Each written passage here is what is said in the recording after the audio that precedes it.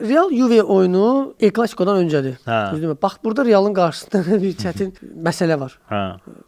Bu həm El Clasico'ya özündə güc saxlamalıdır. Onun üçün çox vacib oyundur. Həm də Juventus'a qarşı yəni ora güc saxlayıb Juventus'a qarşı 0-la da çıxa bilməz. Yaxşı da oyun göstərməlidir. Mənə elə gəlir ki, bax hal-hazırda həm Real, həm Juventus oxşar tendensiyalarla gedirlər. Komanda formu, komanda ruhu oxşar səviyyədədir. O oyundan, Real Juventus oyundan heç şey gözləyirəm.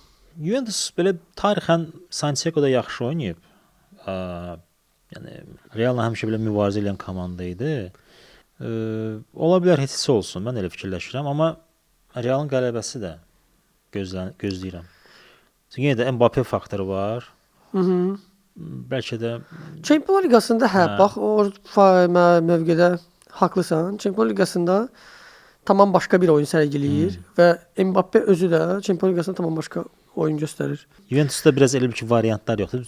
Dortmund 4 dənə gol vurdu bunlar ya. Zarafat deyil. Dortmund 4 dənə gol vurdular müdafiəsinə. Yəni plus Milanla da oyunda çoxlu boşluqlar var idi müdafiədə. Yəni belə bir müdafiə Mbappe üçün nə bilim kişmişli bulkudur da. Yəni rahat.